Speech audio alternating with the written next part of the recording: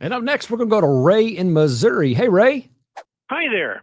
I have a two-part question. And the first part is I'll be 65 at the end of January, this coming January. Okay. So I want to declare that I'm for benefits in January, meaning I'll get the payment in February. But do I have to, how's the computer work it? Am I 65 for the computer purposes in January, or do I have to wait until after January to be 65 for Gotcha. the computer purposes? Yep. Or So computation, I should say.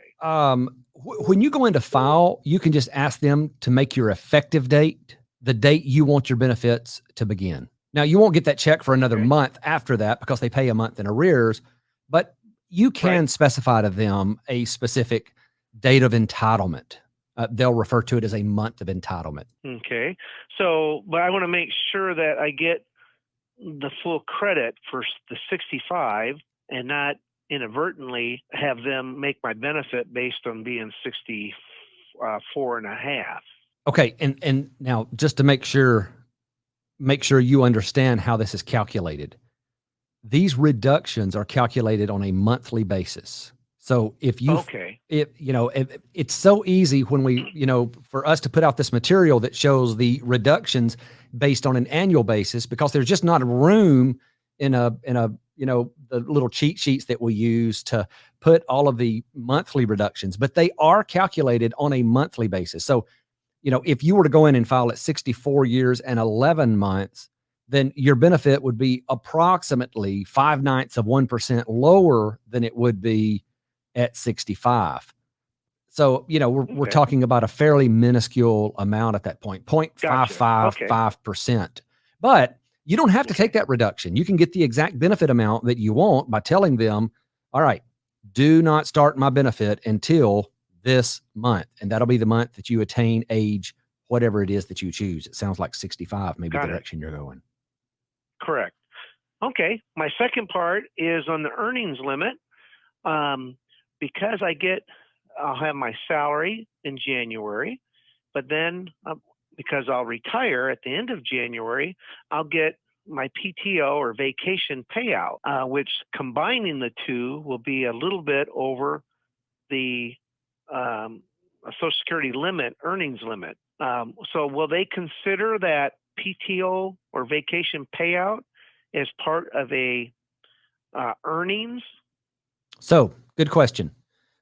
Is your PTO, does your company classify that as sick time or vacation time, or do they just call it PTO and don't specify what it's used for? They call it PTO, meaning paid time off. Right. Okay. Well, and so the Social Security Administration, when they look at different types of remuneration and when it comes and how it's counted for the earnings limit, they actually have different rules for sick time and for vacation time. So with these companies that's coming in with just PTO, from what I understand, they're counting it as vacation time. And correct. The rule that I understand is that they will count that as earned income in the month you retire. Even if it's paid in the month after you retire, it's not going to count. Okay, so then I should be okay for the following year so they don't suspend a Social Security check. You should be. Yeah. So you're talking about retiring at the end of January next year, right? That's correct. Okay. This upcoming year. Gotcha. So in that first year of retirement, as long as you are both on Social Security benefits and you have what they call a non-service month, and that's a month where your earnings are less than the monthly earnings test amount, then you are in a grace year and a monthly income limit starts to apply. Now that income, so even if even if in January you made $100,000 and you retired at the end of January, you're still not going to be over that limit. Okay, that's what I wanted to hear. Yeah. So, but be careful on that PTO that they don't misclassify that and somehow get you ensnared in the earnings limit and count that as earnings. They shouldn't, but I have seen it happen before. Because I do believe it comes across it comes across as earned income on the W-2 form.